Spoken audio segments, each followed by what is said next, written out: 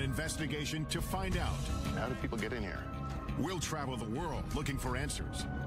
From powerful Washington insiders. Would there be military bases we don't know about? At an abandoned military base in Montauk, New York with investigator Richard Dolan.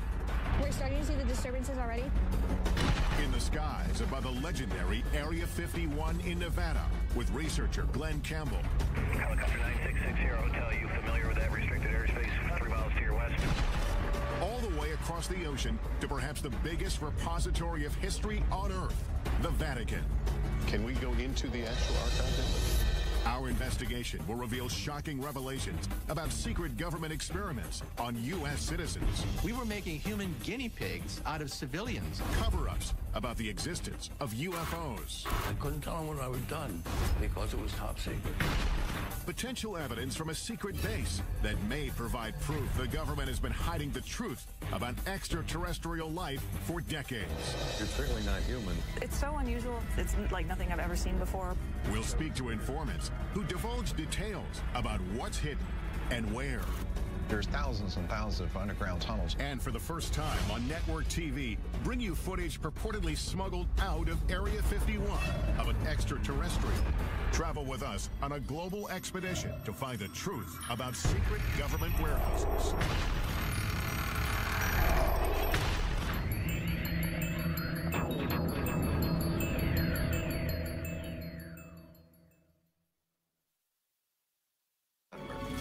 Welcome to Warehouse 13.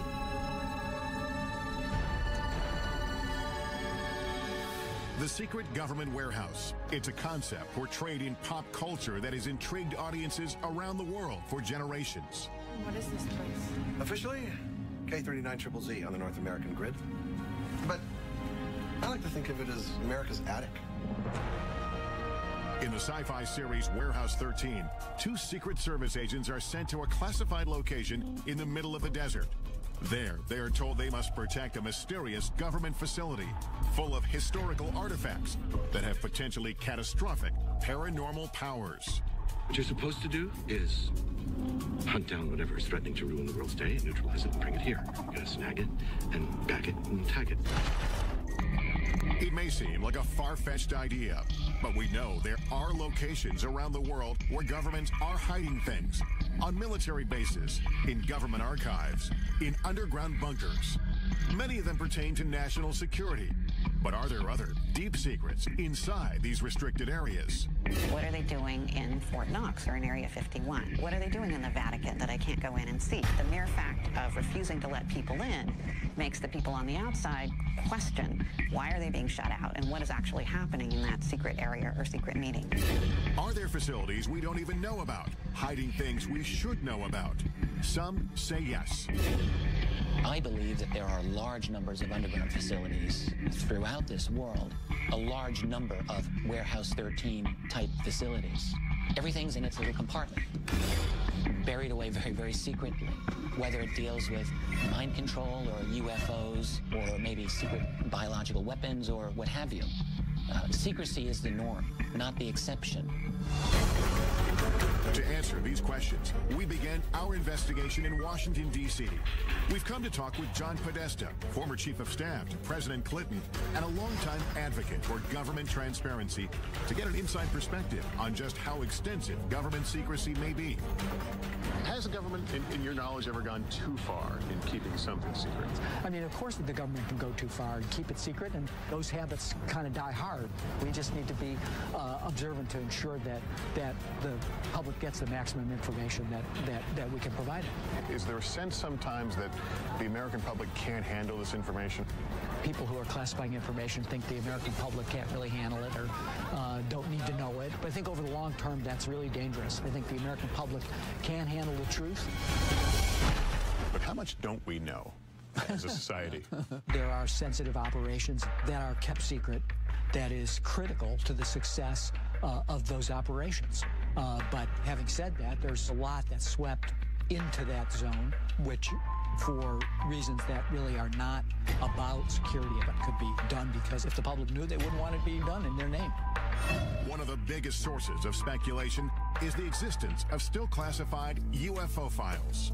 Why has the U.S. not been more forthcoming, opened up more information about UFO sightings, either proving or disproving? I think that's a question that I ask myself. I mean, is there something really in there that the American people couldn't really be made available to? Maybe, maybe it'll seem whatever the government was doing at the time might seem a little silly in retrospect, but so what? I mean, I think the public has a right to know that. While the U.S. government still keeps UFO documents stashed away at a government facility somewhere, other countries are finally coming clean. In 2008, the UK declassified its UFO records. And for the first time, witnesses, including members of the U.S. military, have been able to publicly come forward with their stories. I couldn't tell them what I had done because it was top secret. Milton Torres is a retired U.S. fighter pilot. In 1957, while stationed in the UK, a strange assignment came over his radio. They informed me that this was going to be an active firing mission. Then they said, this is an unidentified flying object. We want you to shoot this thing down. When Torres reached the designated coordinates, a giant object appeared on his radar screen. It was doing maneuvers that I couldn't follow. It would stop and then take off, right angles. I got in, within 20 seconds to go, when all of a sudden it just disappeared. I mean, it took off something like 10 times the speed of sound. This is faster than anything we have on the drawing board. I was afraid for my life. Torres returned to base and was ordered to never reveal what he saw in the air. They said that this mission has been declared top secret. You're not to discuss this with anyone, not your wife, not your commander, not anyone. If you violate top secret instructions, you can go to jail. To this day, Torres does not know what it was he saw on his radar screen, but he has his suspicions. I don't think we're alone. And whoever built that machine knew a hell of a lot more than I did. Could stories like Torres's still be under lock and key within the U.S. government's UFO files? Even some politicians believe the answer is yes. Former Arizona Governor Fife Symington, who witnessed the unexplained Phoenix lights, believes it was a UFO and that it was covered up by the U.S. government. I witnessed a massive delta-shaped craft that silently navigated over North Phoenix. We want the United States government to stop perpetuating the myth that all UFOs can be explained away in down-to-earth and conventional terms. And Ohio Congressman Dennis Kucinich says he witnessed a UFO as well. Congressman Kucinich, did you see a UFO? I did. It was unidentified flying object, okay? It's like, it's unidentified. I saw something. Does the government know something about alien technology that it isn't telling us? I am convinced that our government has physical evidence, has answers, has information pertaining to the actual existence of UFOs. Many believe if there is evidence of UFOs, it is held deep underground here at the remote Air Force Base in Nevada, commonly known as Area 51. The heavily guarded base is so shrouded in security and mystery, it wasn't even acknowledged by the government until 1994. Even today, it is hard to sort out who officially oversees it. We filed a written request for access, but weeks went by with no reply, so we decided to call. We put in an official request to film at the government facility at Groom Lake, also known as Area 51. I do think that there is some merit to be able to get onto a base such as yours and see what actually is there and what kind of programs taxpayer dollars are paying for. Thank you so much. Bye-bye. You said that you would be willing to look at our request. While we wait for a reply, we focus on another location steeped in lore. Camp Hero State Park in Montauk, New York. Author and investigator Richard Dolan heads there to look into claims of covert mind control, time travel, and teleportation experiments conducted by the government in underground facilities. I want to find some kind of evidence to show that there may have been substantial underground activity around here. If we get that, maybe we can have another jumping-off point for a further investigation. From 1942 to 1982, Camp Hero was a military base where servicemen were often on the lookout for enemy planes or submarines. But according to Stuart Swerdlow, the base also had a darker side. He claims that from 1970 to 1983, the government experimented on him at Camp Hero as part of a program he calls the Montauk Project. It was actually begun as a project for mind control, programming, genetic manipulation, and esoteric weaponry. Part of the Montauk Project involved time travel or opening up dimensional doorways from one point to another point. Swerdlow says he, along with thousands of other people, were taken off the streets and from their homes and brought to an underground facility at Camp Hero. The Montauk base on the surface was a derelict or old Air Force base. Underneath, there were 9 levels where the operations took place. There were centers where they would keep people sequestered. It may sound far-fetched, but the U.S. government conducting secret experiments on Americans without their permission is not. It has hidden programs from its citizens in the past and stashed away or destroyed the evidence. Like the medical research done for 40 years on poor black men in Tuskegee, Alabama. They were secretly mistreated for syphilis by the government in an effort to see how they would react. It's only one of the insidious programs uncovered over time. At the height of the Cold War, we now know that the United States military was using the American people as guinea pigs, basically releasing radiation into populated areas to see how fast radiation would spread. The military was experimenting on people without their permission, injecting people with plutonium, which is, of course, one of the most toxic chemicals known to science. They even gassed the New York subway system. But perhaps the most shocking programs involved mind control experiments carried out from the 1950s to the 1970s. The most infamous among them was MK-Ultra. MK-Ultra was a top-secret project to see whether or not mind control was a possibility. The military and the CIA began to look into the possibility of LSD, mind-altering hallucinogenic drugs that could brainwash people. Well, the consequences of this, of course, are enormous because this was uncharted territory. People went crazy. We were destroying people's minds. Retired Army officer Michael Bailey says he was one of the military's test subjects. They said the tests were safe. There was nothing to be scared of. Bailey was stationed at the Edgewood Arsenal military base in Maryland in the mid-1970s after volunteering for what he thought was a program to test uniforms and equipment. They explained that we were going to be testing equipment of the battlefields of the future, and it sounded exciting. But in fact, Bailey says he and hundreds of other soldiers were injected with LSD and other harmful drugs or exposed to dangerous gases to see how they would behave. We obtained this once restricted training video shot by the military, which shows some of the effects of the experiments conducted on their own men stationed at Edgewood. 6.5 hours after exposure time, the confused volunteer needed help as he attempted to traverse part of an obstacle course. At this point, hallucinations and other mental disturbances were evident. Looking back, Bailey believes his government betrayed him. You trusted the government, you trusted the Army. It was a bunch of lies. There was a lot of harm done at Edgewood Arsenal. More than 100 of these mind control experiments were conducted at military bases, in hospitals, and at leading universities like Princeton and Harvard.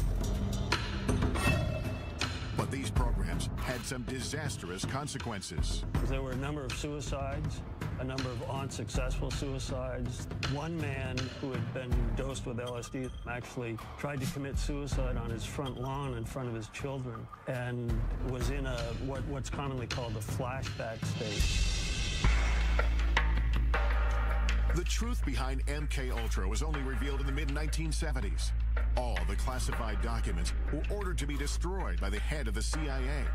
But about 10 boxes of financial records were overlooked, and a small portion of the dark truth was uncovered. The thing about MK-Ultra we have to remember is that we have very little information about the specifics of the programs, and that is because most of those records were destroyed. Without comprehensive records about who exactly was involved, some speculate that MK-Ultra victims may have changed the course of history. The assassin of Robert F. Kennedy, Sirhan Sirhan, has been speculated for a long time to have been a mind control victim. At Harvard, it's interesting to note, one of the students involved in the experiments there was the Unabomber. If experiments like MK-Ultra took place without public knowledge, Is it possible the Montauk Project is another example of a government program that to this day remains classified? We only learned about MKUltra by accident. It could so easily be the case that had all those records been properly destroyed, to this day, all MKUltra would be rumor. When I think about that in connection with something like Montauk, it makes me think that it's just possible that the Montauk Project remains rumor because simply the guys running the security did a better job than they did with MKUltra. Could the U.S. government have been conducting experiments inside secret underground bunkers at this retired military base? That's what Richard Dolan is hoping to find out. If the claims about the Montauk Project are true, that'll change everything about what we think we know about this world. And I have to say, if you're going to have a secret program, then Montauk is a great place to have it in a lot of ways. It's very remote. I think that it's possible that there has been some strange activity going on under there. Since the base is now a state park, we asked park officials for permission to access any underground areas. But they said they are not aware of any tunnel system in Camp Hero. Dolan has heard otherwise. I'm told that there are interesting structures in this area. Tunnels I've read about. I want to see something. And what he finds may change what we think about the Montauk Project. What the hell is this? What is this? Ahead, I'll join Dolan at Montauk, where we'll use cutting-edge technology to look below the ground. There is something here that could be an underground structure. Later, I'll examine potential evidence that could prove the U.S. military has been covering up the existence of extraterrestrial life for years. Could this be the smoking gun that we're all looking for? But first, I'm heading to Rome, Italy, to try to get past the Vatican Gate and into one of the most mysterious repositories in the world, the Vatican Secret Archives. No one knows exactly what secrets are in the Vatican archives. They are so huge. All this when Inside Secret Government Warehouses continues.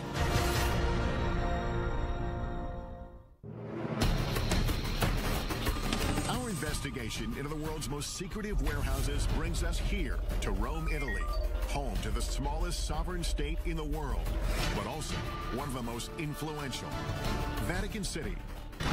It is the headquarters of the Catholic Church and its 1 billion followers. And although its government rules over only 108 acres of land, the reach of its power has extended around the world.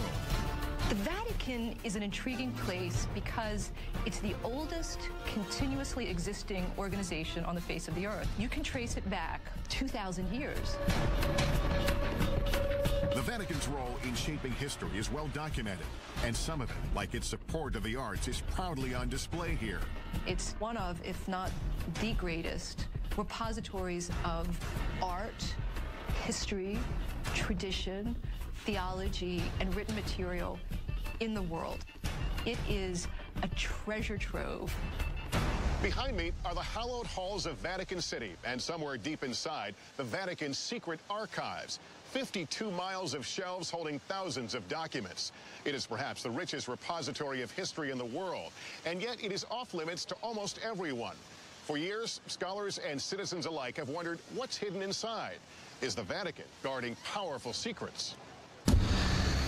No one knows exactly what secrets are in the Vatican archives. They are so huge, and scholars are rather limited in what they're allowed to look at. I don't know that we'll ever know everything that they have there. The secrecy and lack of access have stoked the interest of academics, writers, and even Hollywood. In the novel and later movie, The Da Vinci Code, it is speculated that the church might be hiding the truth about the bloodline of Jesus Christ. While in the movie Angels and Demons, an ancient document stored inside the archives holds the key to preventing a secret society called the Illuminati from exacting revenge on the Vatican. This way, please. The archives in the movie is a vast, highly secure, state-of-the-art facility filled with millions of documents. The chambers are hermetic vaults. Oxygen is kept at lowest possible levels. There's a partial vacuum inside. Could the real Vatican Secret Archives be a facility like this one? And could there be documents inside pertaining to explosive subject matter the church may want hidden? Like prophecies about the apocalypse, evidence of a supposed bloodline of Christ, exorcisms, or secret societies. Information that might alter our understanding not just of the church, but of history. Recent discoveries tell us yes. Vatican archivist Barbara Frale found a document buried inside that is key to understanding the Pope's role in the execution of the legendary Knights Templar. Many people believe that Pope Clement V led the investigation into the Templar Knights and disavowed them and led to their downfall. You have found a document. What does that document tell us about the story? In 2001, we found in the Vatican's secret archive an original parchment belonging to Pope Clement V, who asked for a secret hearing for the masters of the Templar Order, absolving them, as he was convinced they weren't heretics. Now we know that the Church never condemned the Templar Order, and that it was the King of France's act of violence and abuse to cause the closure of the order. Because this document was filed in the archives in a strange way, its existence remained unknown for hundreds of years. This makes me wonder, could there be other documents about other important pieces of history that have not been found? There are still millions of documents which are yet undiscovered in the Vatican secret archive. So what else might be hidden unintentionally or intentionally inside? Much of the speculation about what is intentionally withheld is about end-of-the-world prophecies, like the famous Third Secret of Fatima. It is one of the most well-known and important prophecies to Catholics around the world. The story goes that in 1917, a vision of the Virgin Mary appeared several times to 3 small children near Fatima, Portugal. Today, a site where thousands of the faithful flock each year. During her visits, the vision is said to have shared 3 secrets about the future, but the Vatican only revealed the first 2. The first one was a vision of hell.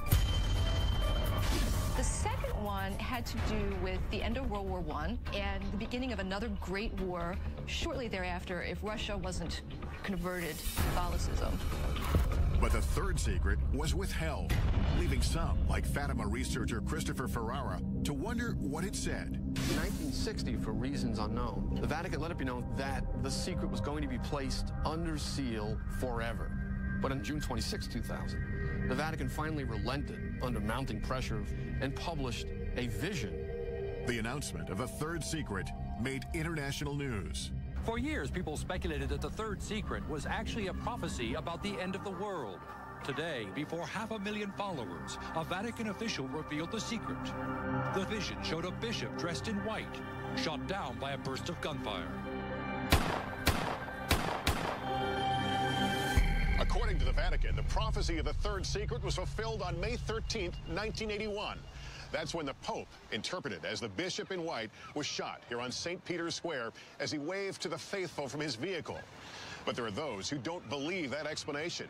They believe the real third secret may still be hidden inside the Vatican, and that it contains an even more startling revelation. A revelation about a global crisis. The secret involves a crisis in the church and some kind of apocalyptic scenario that affects every man, woman, and child on the face of the earth. I've been granted rare permission to enter the archives with our cameras to see what's inside. The first thing I'm shown is kept in the head archivist's office, and it exemplifies the kind of rich history that's stored here. Explain what this document is we're looking at. This is the letter addressed to Clement VII from the Lords of the English Parliament, in which they ask the Pope to annul the wedding between Henry VIII and Catherine of Aragon. This led to the Church of England breaking away from the Catholic Church, did it not? Si. But not all the documents get such a grand display. Most of them are buried deep inside the main archives facility. The Archives Secretary General, Luca Carboni, has agreed to meet with me and take me into the heart of it all. Can we go into the actual archive now? We go to see the storage of the storage, archives, where the archives the storage.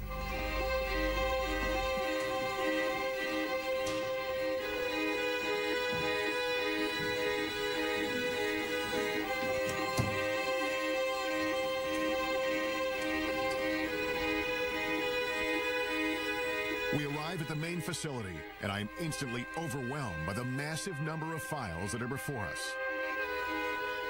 We are standing amid the history of the Catholic Church, but this is also an important part of the history of the world, isn't it? The Vatican Archives is important in the world, unique because we preserve a continuous chronological space of over 800 years, from 1198 onwards. Documents as varied as records of medieval families to letters from the brilliant astronomer Galileo, who had famous battles with church leaders of his time, live on these shelves. So you have a correspondence from Galileo? We have a simple letter to a cardinal from Galileo. So that's Galileo's signature? Galileo's signature from Florence in the 18th of December 1628. There is just so much here. Is it possible that there are things here that even the archivists don't know about? Yes. Each day we discover something new or something interesting. When you use the term secret here... Okay. Secret means private. Secret in this case doesn't mean things that no one can see. No. Only private. Private, but off limits to all but about 1,000 researchers handpicked by the Vatican each year. It's not hard to imagine how documents can get buried in this vast warehouse, either accidentally or on purpose. The Secrets of Fatima, would we find something about the Secrets of Fatima here? No. Here is not preserved. If I don't remember, if I remember well, it's not here. But then, where is it? Are there other secure places within Vatican City? Even within this facility, there are areas that are restricted, like the parchment room, holding some of the oldest and most important documents. Can scholars and researchers come here? No. Only the staff of the Vatican Archives. All your parchment are kept here? We preserve 50,000 of single parchment in this room on 2 floors. The air feels different. Is the climate controlled here? Yes, it's under control. And what is in here? Here we have the famous Templar trials. The 3 meters of parchment rolls. But we can't see it? No, it's close. There's no doubt that this repository is one of a kind. But the Vatican has not shown us evidence to prove or disprove the rumors of secret documents being stored inside the archives. So we're headed to Montauk, New York, to look for clues into claims of underground mind control and time travel experiments. And later, we're going to some of the most heavily guarded military bases in the U.S. to investigate reports that proof of alien life is stored inside. All this when Inside Secret Government Warehouses continues. We're on a quest to uncover the world's most elusive government warehouses and the secrets that may be buried inside. Our investigation returns to Camp Hero State Park in Montauk, New York. We're looking into claims about the so-called Montauk Project. The story goes, the radar tower behind me was once the epicenter of the Montauk Project's dangerous mind control experiments, and that 9 subterranean levels beneath the tower housed top-secret technology that transported thousands of people through time and space. But do those underground facilities really exist? According to the United States government, there are no underground facilities at Montauk. Of course, you have to bear in mind that the United States government does almost certainly have many underground facilities that they don't wish to acknowledge. Author and investigator Richard Dolan has agreed to meet me at Camp Hero to take a closer look. Can we establish there's something underground? The thing that I've been thinking about is it's impossible to establish the veracity of the claims of the people themselves, but if we can bring some kind of instrumentation to take a look below the ground, I'm thinking ground-penetrating radar, we might be able to find out one way or the other if there's anything that we can notice. At least confirm some parts of the story. According to Stuart Swerdlow, he along with thousands of others were brought here to be programmed or mind-controlled. I was subjected to many types of experimentations, interrogations, indoctrinations. I was used in the time travel experimentation. To do this, Swerdlow says he was sequestered in facilities directly beneath the old radar tower. Deep underground, he says, there were 9 levels of rooms, and within those rooms was a device called the Montauk chair. Looked kind of like a dental chair that the person would sit on. There'd be a headset that would go over them. There were huge computer banks around that location. And there would be the psychic who would be sitting in the chair and generate thoughts electromagnetically into this device, which would be amplified and stored on the computer so that it could be amplified and transmitted. But mind control wasn't the only concept being tested at Montauk, Swerdlow says. According to him, they were also experimenting with time travel and teleportation using strange technology. It's like a huge mirror frame, and in the frame there is technology that creates vibrational frequencies that can match points in time and space, and you literally walk through. And that is how they transported people from Montauk. If Swerdlow's claims are true, it would completely change the way we see the world. Up to this point, time travel and teleportation have simply been concepts explored in pop culture, in movies like the Philadelphia Experiment and Back to the Future. But were teleportation and time travel experiments like these taking place at Camp Hero? We asked the military about the existence of these experiments and underground spaces at this former base. After speaking with several different departments and officials, we still didn't get a clear answer. But theoretical physicist Michio Kaku says time travel and teleportation are not possible with current technology. Claims about the Montauk Project talk about teleportation, time travel. But let's be blunt about this. The United States military, the most powerful military on the planet Earth, simply does not have enough energy to bend space and time into knots. Still, we know the government does have a history of experimenting on unwitting Americans, especially with mind control. So we've brought in the latest technology to help us determine if there's anything underground here. Jamie Harmon and Dan Welch are ground-penetrating radar technicians. The technology they have should be able to detect anomalies underground. I know this is ground-penetrating radar, but explain to me what you can do with this. This orange box here, this is the radar pulses going down into the ground. When they meet something with a different material property, like stone or something metal, we'll get a reflection, which will bounce back to the surface. So if you see a man-made tunnel or something, it would show up pretty clearly on that? Mm-hmm. You know, it takes a little interpretation, but it will show up on the screen. Today, the area around the radar tower is completely off-limits, fenced off with warning signs. The park says it's because of concerns about falling debris, but Swerdlow says otherwise. The reason there's a fence around the radar tower is because underneath there is the main part of the Montauk base. They don't want people going in there. The entrance is sealed. But the park has granted us rare access to the restricted area surrounding the radar tower, with a stern warning not to get too close to the rusting satellite dish. It's pretty strong reflection. Our time here is limited, so we decide to split into 2 teams. Dolan goes to do a quick pass with his Geiger counter to see if there are any anomalies around the radar tower. It's basically reading at just under 10, which is very low. When he finds nothing strange, he goes to search for potential entrances into any underground spaces. Meanwhile, our ground-penetrating radar team gets to work surveying the area beneath the tower. Turn ourselves around here. And right off the bat, we start to get some strange readings. So, yeah, we're starting to see the disturbances already. This is the very beginning of what we were expecting to see for the anomaly. So we know it starts here. Yep, and it's pretty strong, and we're looking at about 10 feet in depth. This being the surface here, so it's a very distinct start to it. Yeah. Mm-hmm. In the meantime, Dolan is canvassing some of the surrounding wooded parts of the park. According to Swerdlow, there's an entire network of underground tunnels throughout the area. On the old base, you do see manhole covers or just even entrances that are covered by metal plates. Allegedly, some of them, they say, are for sewer systems or rainwater draining and that kind of thing. But those were once escape hatches for the underground area.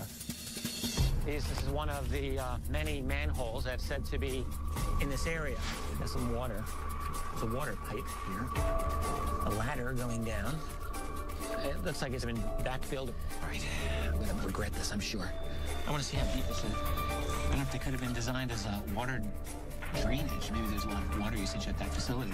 Why do you need a ladder going into a a water drainage hole. Dolan finds several of these uncovered manholes, but they lead no further than 7 feet down. So he returns to check on me and the GPR team, and we are getting compelling readings.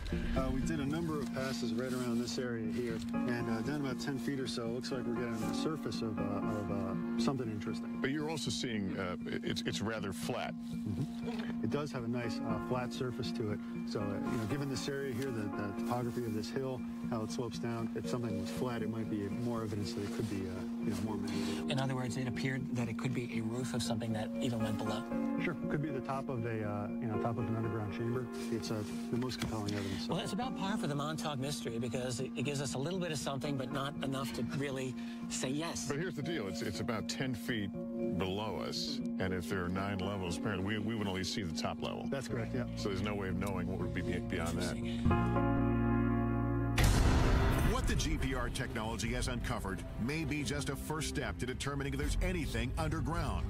But without the park's permission to start drilling, there's no way to be certain. But that doesn't mean our investigation ends here. We still have one more place to look for proof of underground facilities in the area. The tunnel systems that exist under the town of Montauk and Montauk Manor still exist. These locations have tunnel systems that go towards the Montauk base. We've come to the Montauk Manor, an old hotel built in 1927, to see if we can find these supposed underground tunnels and whether they lead to Camp Hero 5 miles away. So what is this place?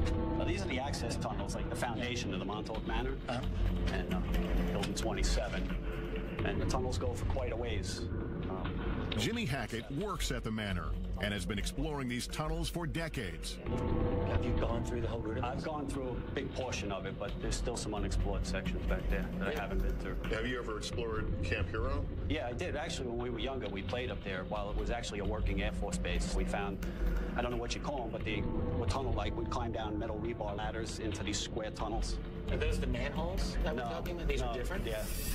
These are cement square with metal lids. And those are now sealed over? Yes. Yeah, I've heard they were filled with cement.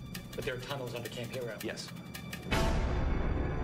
We start to make our way through these tunnels. They quickly get lower, narrower, and harder to navigate, with no end in sight. Well, we can get through here. We can get through. Watch our heads. Yeah. A lot of cobwebs down here. A lot of cobwebs, and just keep it up. Turns around to the right. Oh, great. This will go on forever. Okay. Come on up here and take a look at this. We finally get to a point where it is no longer possible for 2 people to keep moving forward. He's gone ahead a little bit to see exactly how far it really goes. I can't believe it goes this far. Neither of us can figure out why you would have a crawl space of this length under this building. Richard, can you hear me? My way back here. I couldn't find the end of it. I'm here. It's very, very long. And one end is a dead end, but then it branches off and it goes into several different directions. I could imagine people getting temporarily lost down there anyway. As far as either of us goes right now? I think so, yeah. These seemingly never-ending tunnels add another dimension to the Montauk mystery and keep the story alive. We may never know the truth about the Montauk Project or about what may have taken place here at Camp Hero. What we do know, of course, is that military bases here in the U.S. and around the world are ideal places to hide classified projects. And that's exactly where we're headed next, to 2 of the most secretive, heavily guarded military bases in the country. Our first stop is Wright-Patterson Air Force Base in Ohio. Could the potential evidence we uncover there prove once and for all the base has been engaged in a cover-up of alien life?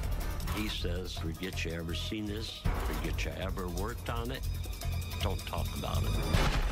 And later, we'll head for the skies in an effort to get the closest look possible at Area 51, where alien technology and life is said to be stashed away. All this when Inside Secret Government Warehouses continues.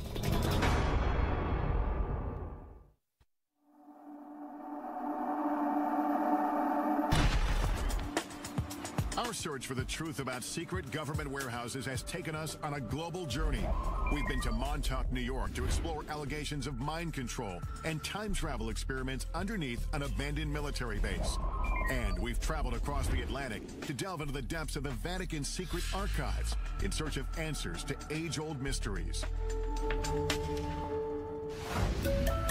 As our investigation deepens, we check in at our nation's capital, where we are still looking for answers and access. We made that request via fax 4 weeks ago, and we haven't heard anything back. We would love an opportunity to go to the facility and tour it. For weeks, we've been calling the Air Force, requesting permission to get inside Wright-Patterson Air Force Base in Ohio, and what may be the most secure military base in the United States, the legendary Area 51. Oh, you've never allowed visitors out there? After phone calls to multiple government agencies, we finally reach an Air Force representative who agrees to review our request one more time. Thank you so much. I would appreciate that. The Pentagon's reluctance to let us into these military bases only fuels our curiosity. Could they be hiding more than military secrets inside? And are there other bases, or even warehouses like the one depicted in the sci-fi series Warehouse 13 that we don't even know about? And that is exactly what we do here. Take the unexplained, and we just safely tuck it away in this supersized Pandora's box. Washington insider John Podesta says the idea of a central warehouse is a myth. There's, of course, not one single place that classified information is distributed across the country and across the globe. Could there be military bases we don't know about? Could there be places underground? Well, if we don't know about it, how do we know? Officials at Wright-Patterson Air Force Base decline our request for an interview. But we are able to speak with Congressman Michael Turner, who represents the Dayton, Ohio district where the base is located. Wright-Patterson Air Force Base is known as the largest Air Force base in the world. It has over 20,000 people who work inside the fence, largely in research and development. It has been involved in every plane for the military, starting with the Wright brothers plane, going straight through to stealth. Turner acknowledges Wright-Pat's classified research has inspired theories about extraterrestrial technology stored on base. Whenever you have a base, it's 8,000 acres and only 10 planes. There's a lot of research and development that's going on, and there's a lot of speculation.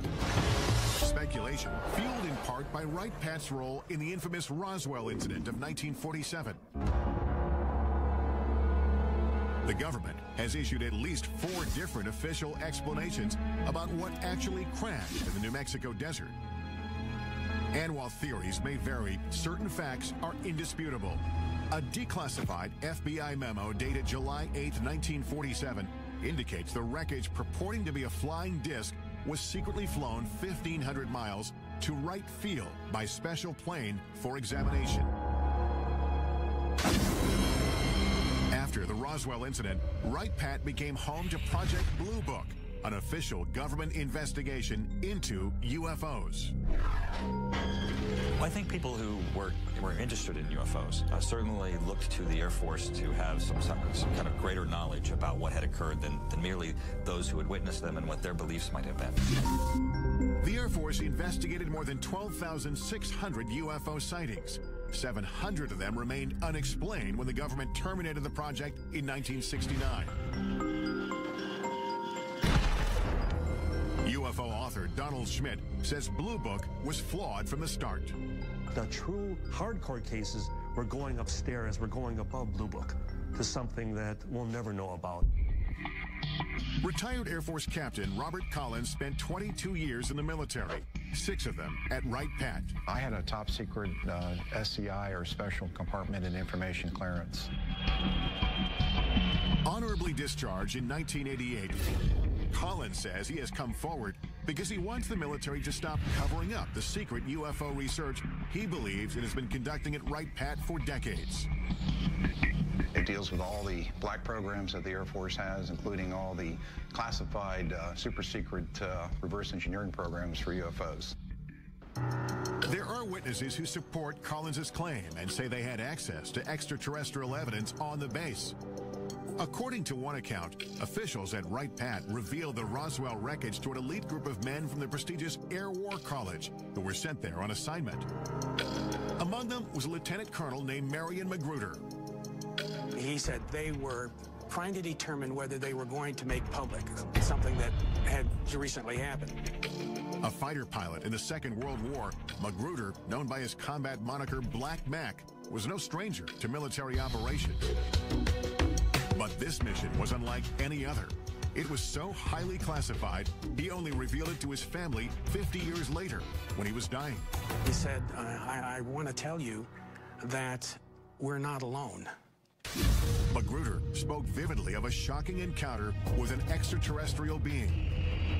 He had quite a bit of empathy for him, and he said he was more humanoid than alien, but he had a much larger head, larger eyes, long, slender arms, thin little legs. He appeared to my father to be very sad. Magruder struggled silently with what he saw until the last days of his life. My father said we killed him because of the experiments and stuff. That had an incredible impact upon him. And it may be that his memories weren't all that haunted him. There would be some people come to visit him to discuss that situation with him. Whoever it was, and I never knew who it was very interested in making sure that secret was kept. The Air Force referred us to its 1985 fact sheet that addresses persistent UFO rumors. It says there are not now, nor ever have been, any extraterrestrial visitors or equipment on Wright-Patterson Air Force Base. Yet, over the years, questions have grown. Suspicions sparked by testimony from former employees, including Robert Collins, who says underground facilities are strategically hidden throughout the base. Never find it unless you knew where to look. Coming up, reports of a complex labyrinth deep underneath Wright-Pat. And physical evidence allegedly from the base that may prove a government cover-up of alien life. I'm too old to worry about my reputation. And later, travel with us to the Nevada desert for an unprecedented investigation into Area 51. If the public ever really knew what happened at Area 51, they'd want to burn the place down. All this and more when Inside Secret Government Warehouses continues.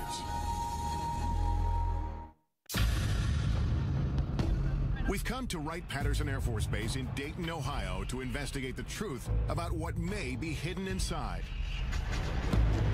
Is this base ground zero in a government conspiracy to cover up evidence of alien life? Many UFO researchers believe so. They have the proof. They have the physical evidence. To this day, everything still points to Wright-Patterson Air Force Base. According to retired Air Force Captain Robert Collins, the next building is 620. These civil engineering drawings show entrances to a massive complex of tunnels and vaults located under the base, which leads to a set of stairs. Combining data from 25 years of research with information leaked to him by unnamed sources, Collins describes what he believes is under the surface. All these tunnels and vaults are completely independent of anything else in Wright-Patterson Air Force Base. 60 feet down below ground. And then there's a limestone rock bed, which is anywhere from 10 to 15 feet thick. So you may be as far down as 70 feet. You're looking at probably the size of a couple football fields at least in length. There's roughly 4 big vaults. They're about 100 by 100 feet in size. They got carpeting on the floor of the tunnels, and you could drive a pickup truck through them. Collins says the most remarkable secret isn't the underground complex itself.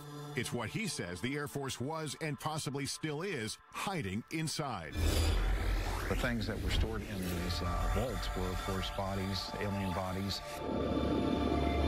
all the cryogenic equipment used to support and maintain and preserve those bodies, and medical examination tables and biological testing equipment.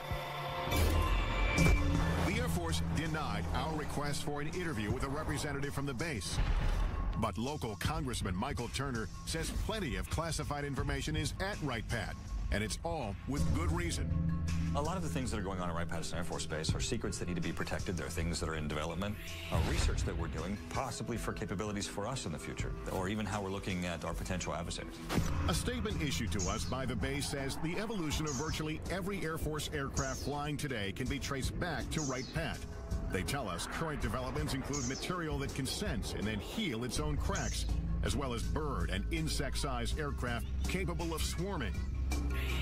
One of the few reporters allowed on base to investigate the legends of UFOs at Wright Pat is Emmy Award-winning newsman Carl Day. An awful lot of unanswered questions. And tonight, we're going to try and sort out facts from fiction. And they said, well, come on in and look and see if you find anything. This is at the invitation of the Air Force.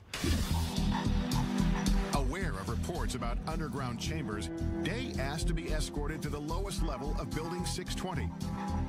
The tunnel that I went through was certainly not big enough to drive a truck through, and we had to duck into these tunnels because they were very low. While Day didn't find hidden tunnels, he uncovered something even more shocking. It was a small mandible, which is the lower jaw of something. In the course of his reporting, Day met a dental technician from a Veterans Affairs hospital 15 miles outside of Wright Pat, who said he had worked on a strange impression of a mandible brought from the base. At the time, the man was so afraid to tell his story that he didn't reveal his name or face. Never seen anything like this before in human or animal. Neither one. Today, at 81 years old, John Musgrove speaks undisguised for the first time. I'm not going to be around too many more years, and I'd like for this story to be out, you know, because I don't think the federal government is ever going to come out and say, yes, there are aliens and they are visiting us. Musgrove says that in October of 1979, two uniformed men he recognized as officers from Wright Pat came to the VA hospital to obtain a cast of a dental impression. There was no blood and saliva. It was just dry as a bone. And I noticed right then and there I had something unusual. I thought to myself, my God, what have I got here? When Musgrove finished the assignment, his boss made it clear not to speak of what he saw ever again. He raised his hand up like this with the impression, looked at me and crushed it and threw it into the trash. And that's when he says, forget you ever seen this, forget you ever worked on it, don't talk about it. The impression was broken, but Musgrove dug the pieces out of the trash and put it back together so he could duplicate the cast. Convinced the mandible came from a skeleton stored at Wright Pat, Musgrove gave a copy of the cast to Carl Day to investigate. But the case went cold when nobody Day showed it to could identify its origin. I didn't want anything to happen to it, just in case. So it's in a safe deposit box. And I've got the key. Day agreed to retrieve the mandible from his personal repository. There it is. This is the first time it's ever been shown on national television. I would love to know if this is indeed representative of true aliens' lower jawbone. You can imagine how small the head must have been. 30 years after the cast was made, pressing questions remain. Could this be the smoking gun that we're all looking for? The final proof that indeed we're being visited by aliens? It proves one thing. There's something other than human and animal. Coming up, does this mandible hold the secret to extraterrestrial life? A leading dental anthropologist weighs in. And that's not even close. Right. But first, join us in the Nevada desert. Doesn't it make you wonder what's in there that has to be so secret that they kill? As we examine exclusive video that may expose what happens inside the most secretive military base in the United States. When Inside Secret Government Warehouses continues.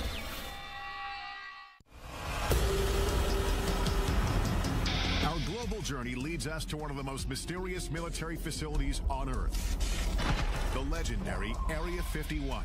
Area 51 is a black facility, which means it was created to deny its very existence.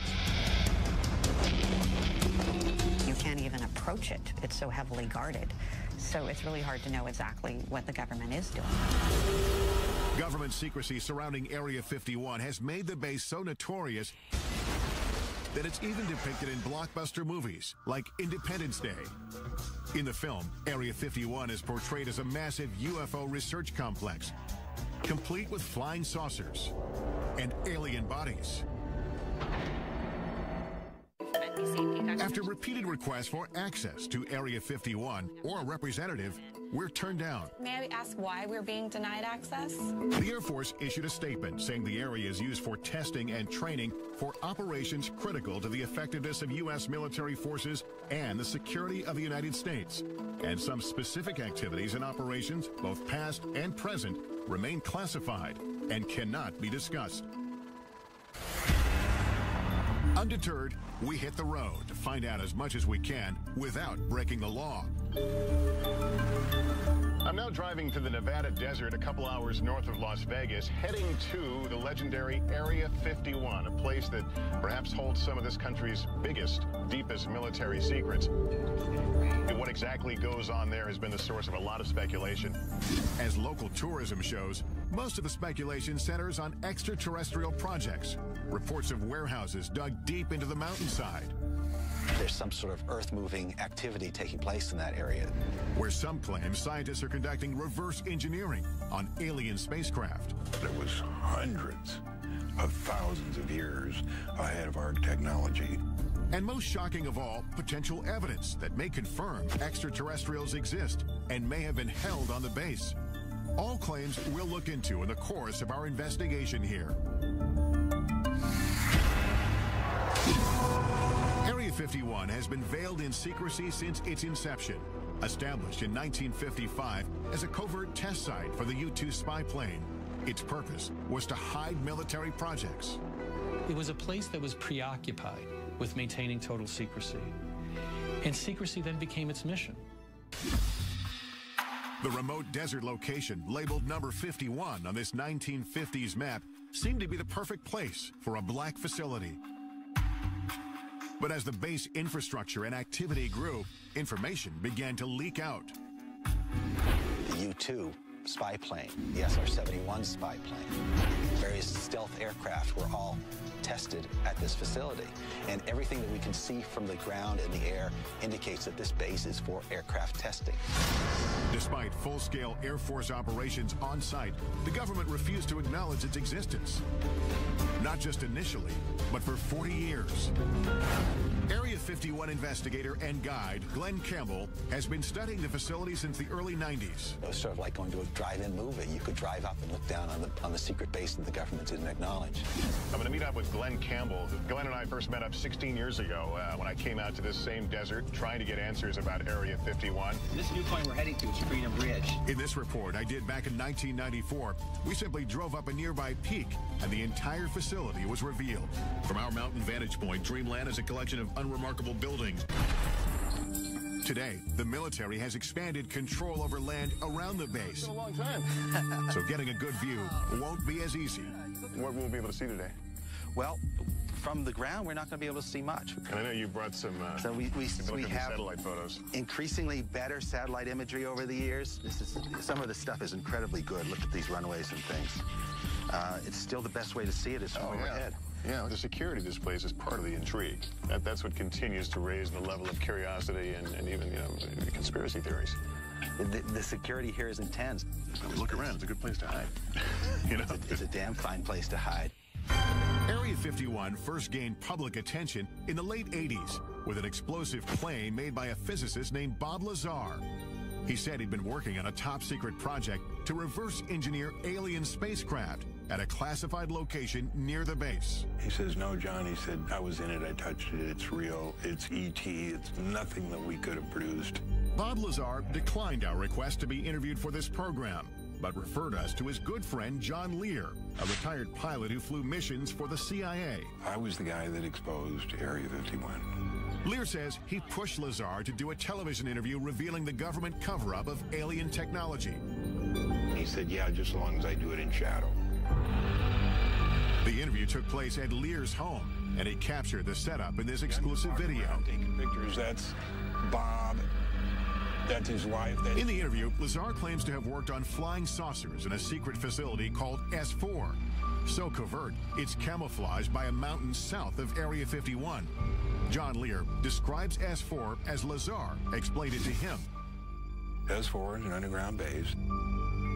It just looks like a slope of a mountain, but actually they're hangar doors, and they slide up. So it looks like just part of the mountain is sliding up. And it would lead into a laboratory, and there was a set of hangars there. 9 hangars all together, and there was a flying saucer in each different one of them, and they were all different. Right, straight down the road. If the reports of flying saucers and reverse engineering are true, then could the government be using Area 51 as a warehouse for alien technology? Regardless of what kind of secrets the military is hiding inside Area 51, it's clear visitors aren't welcome. This is as far as we can go on public land. That's the first thing that strikes me. There's no fence, just a pair of signs. At first look, security at the base doesn't seem impressive. But soon, the complex layers of defense become apparent. I noticed tripods on the hill. Those are watching us. Cameras, they're looking down at us. They're looking at the road over there. You can't sneak by on this road. And if you miss that, you don't miss our friends up here on the ridge. Right. In the pickup truck. These guys are here 24 hours a day. Ground sensors, remote cameras, and private security around the clock. Yet the desert itself may still be Area 51's best protection. You know, when we came here, I expected to see a 15-foot barbed wire fence. There's no fence, just a series of these orange posts. These posts are the only marker that you're required to have in Nevada to mark a boundary line. They don't need a fence here. They've got 13 miles of empty desert to protect the base. Well, the sign's pretty typical. Warning, restricted area until you get to the bottom. Use of deadly force authorized. So we're actually 3 feet from being in a situation where we could be killed. Doesn't it make you wonder what's in there that has to be so secret that they'd kill? Could it be true alien visitors are being held at Area 51? Airing for the first time on network television, this video purportedly shows a live extraterrestrial on the base.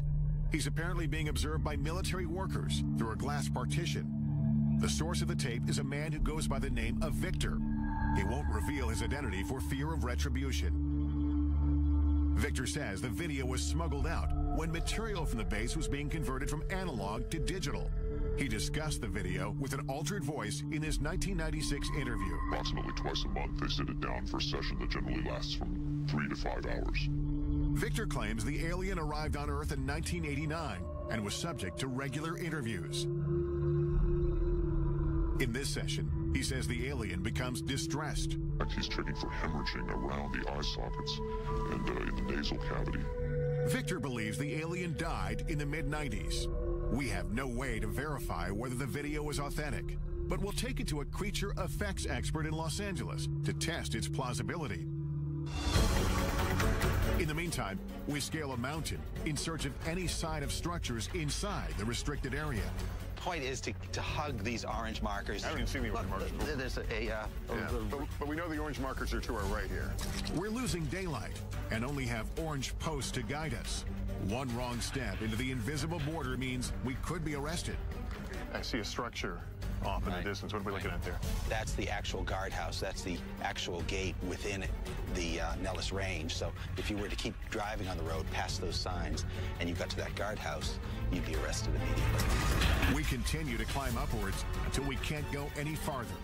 Well, this is as high as we can get. It looks like we're at the end of our journey because I see what do you call them, camo guys? Yeah, the camo dudes. Are here, and some orange markers here. This is as far as we can go? This is where the border changes. I think our only option is to get in the air during daylight, and maybe I'll be able to get a glimpse and get some idea of what's in Area 51. But we're going to need daylight and a chopper. Yeah. Coming up, join us in the skies above the Nevada desert as we take you as close as you can get to the most infamous military base in the country. We now know who we are and where we are. That's correct. Is Area 51 the epicenter for a cover-up of alien life? Or is the base concealing earthly secrets that are much more disturbing? Find out what happened at Area 51 and what humans did. That's scary enough. When Inside Secret Government Warehouses continues. The only people who know what happens inside Area 51 are the employees, and their identities, even down to the cleaning staff, are kept secret. That white bus with the darkened windows, we're told, ferries local workers from around Area 51 who come here to work each day. Those not bussed in are flown in, shuttled back and forth on special unmarked planes.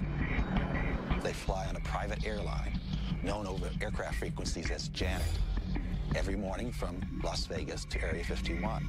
This surveillance video shows workers returning from Area 51 on private 737s. These are jets without any company markings that just have a red stripe down the side. Signing on to work at the base means agreeing to a covert lifestyle. No one can even admit that they work there. Jonathan Turley, a litigator in national security cases, first learned about Area 51 in 1994 when he was contacted by employees who were gravely ill. You're basically told to go die. And they weren't supposed to talk to a lawyer, and they weren't supposed to talk to a doctor. Despite having signed non-disclosure agreements, some workers told Turley they'd been exposed to toxic materials on base. One of them was a sheet metal worker named Robert Frost. He couldn't tell the doctors where he was working or what he might have been exposed to. They could have put him in jail for it. In 1994, I conducted this interview with Frost's widow, Helen. She told me about the first day her husband came home with symptoms. He walked in a door, and he was screaming. I looked at him. His face was bright red, and all the skin was peeling off of his face. Turley filed a lawsuit accusing the military of poisoning Area 51 workers through blatant negligence by recklessly disposing of hazardous waste. They dug a football field-sized trench, and they would fill it every week with all types of hazardous and toxic wastes. And then they would just dump jet fuel on it and set it on fire. Though the base was operating in secret, Turley says the impact on some workers was difficult to hide. Many of them developed a strange condition that looked like fish scales on their body. This was taken just before he quit in March of '89. And then he had these large sores on his back. He had those all over his body. Turley's clients wanted to know what they were exposed to, but suing for information was a Kafkaesque task. At the time, the government denied Area 51 even existed. At one point, I just told the judge, Your Honor, I can take you there. I can point you to it. You can see it. How can it not exist as a matter of physics, let alone the law? Turley says it wasn't until he obtained satellite photos of the base that the government finally acknowledged some operations in the general area. They believed that they lived in a special place that was not reachable by federal law, that even killing someone, it was just simply not something to be held accountable for. Eventually, Turley filed several lawsuits on behalf of sick workers. The legal battle lasted for 9 years. Some of his clients died during this time. The lawsuits succeeded in prompting the government to start conducting environmental inspections on the base as required by law. And as a result, the court found one of the cases to be moot. Another one was dismissed for reasons of national security. In the end, Turley's clients got no answers, and disclosure of the legal inspections prompted by the lawsuit was deemed subject to a presidential exemption. This means they can be kept from the public, and they have been to this day. This is a failure of immense proportions. It goes not just from the Air Force command at the facility, but extends all the way to the president himself. These were Americans. They had to be protected from their own government. Turley says all the stories about aliens at the base have provided the military with an ideal smokescreen. If everyone's looking for some galactic presence, they're not looking down on Earth for simple crimes. And so the government never really did try to kill the alien stories. They just wanted to kill the crime story. And so, public interest in Area 51 and its alien legends has endured. Tourists come from all over just to get a glimpse inside the border. There's all the signs and all the cameras watching you up in the hills and the guys in the trucks. It's like, okay, what do you really not want us to see that's back here? Like, what is it that you want hidden so well? Major land restrictions in the 1980s and 1990s have closed off nearly every reasonable land-based vantage point into the facility. So we concoct another plan. We really couldn't see anything from the ground, but we have another option. We've hired a helicopter, and we're going to go up and try to skirt around the restricted area and see what we can see. Campbell, the sky is also now the focus for investigator Glenn Campbell, as he prepares to monitor activity in the restricted airspace above the base with high-powered surveillance cameras. I have 3 cameras recording 72 hours worth of video. These 3 These specialized cameras will record continuously and capture anything unusual overhead, day or night. The idea is have Bald Mountain on one side, have this small peak on the other side. What's nicer?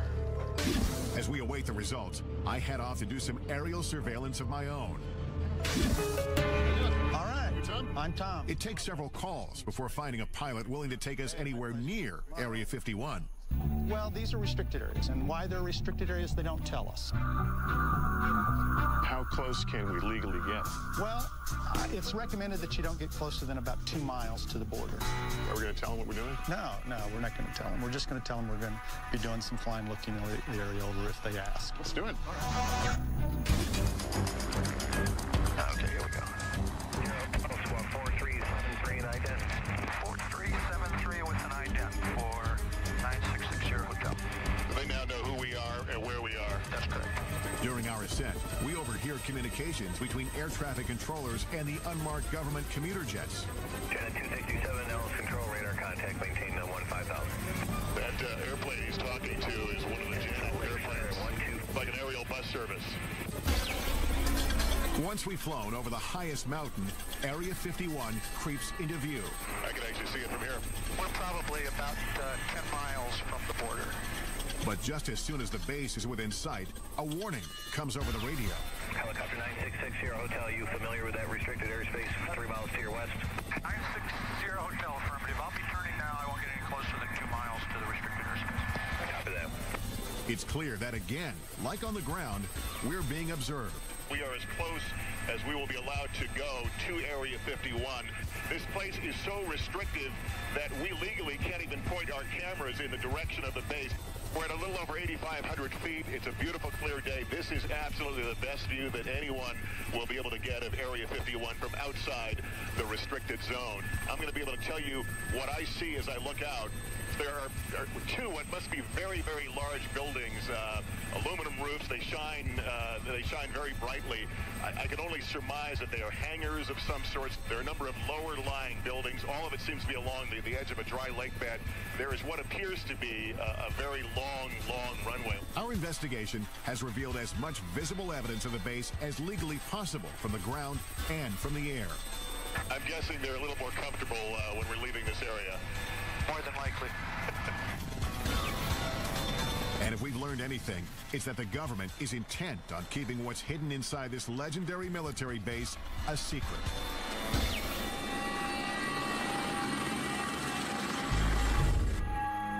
After 72 hours monitoring the sky, our video surveillance captures some anomalies. An eerie desert storm sweeps through the area.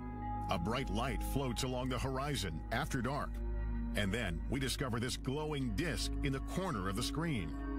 Upon examination, the light turns out to be a car driving on the desolate road. The disc, however, remains unexplained. Campbell says it could be the moon. When you come to the desert and you look up at the night sky, you see more stars than you would ever see anyplace else. When you look up at all those million points of light, you got to be crazy to believe we're alone in the universe. Coming up, our investigation continues as we travel from coast to coast to analyze the evidence we've discovered on our journey. What will the purported alien interview video from Area 51 reveal? And could this mandible support theories of extraterrestrial life? It's like nothing I've ever seen before. Answers coming up next on Inside Secret Government Warehouses.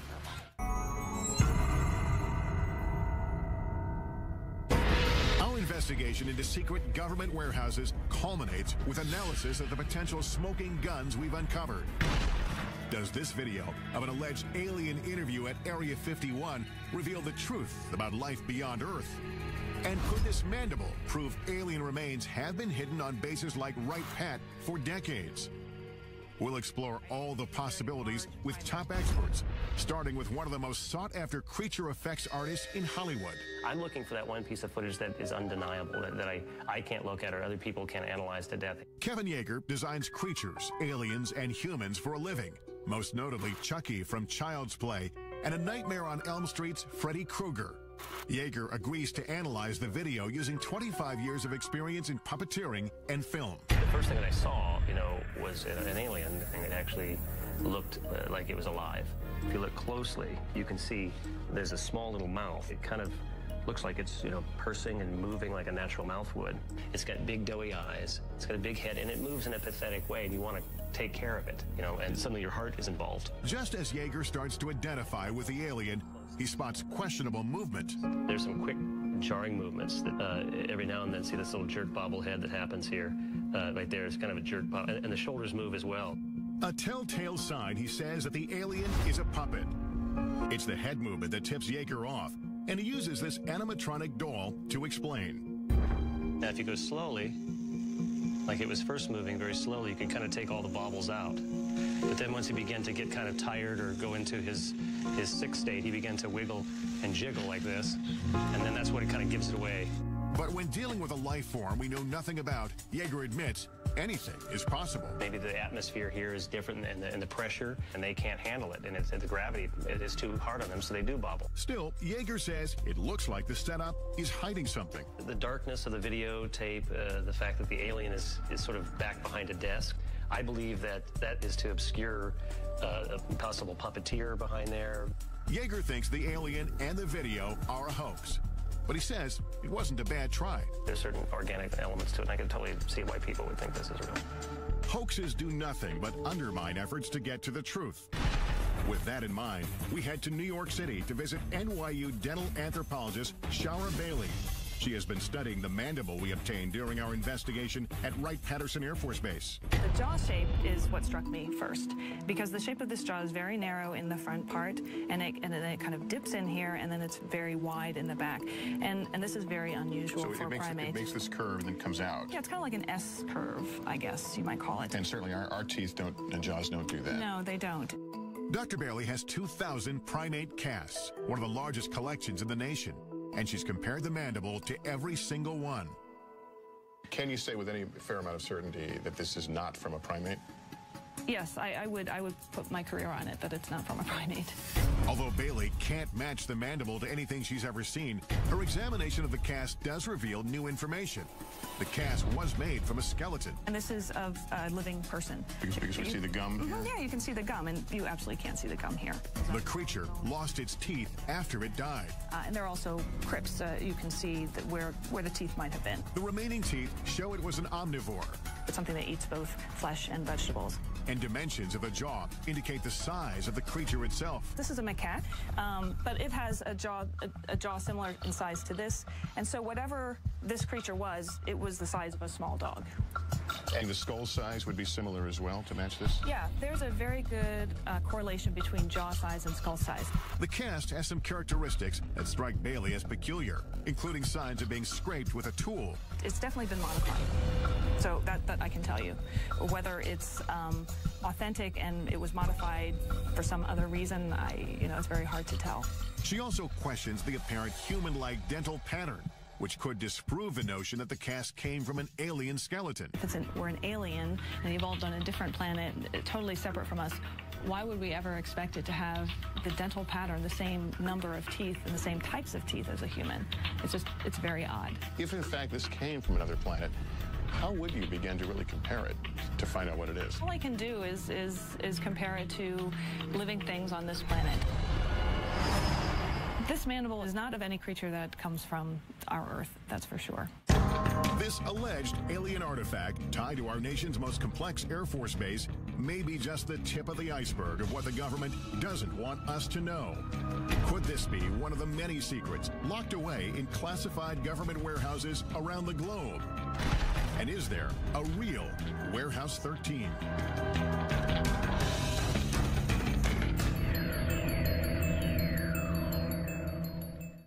In the end, we can't say for certain what's below ground or hidden behind closed doors.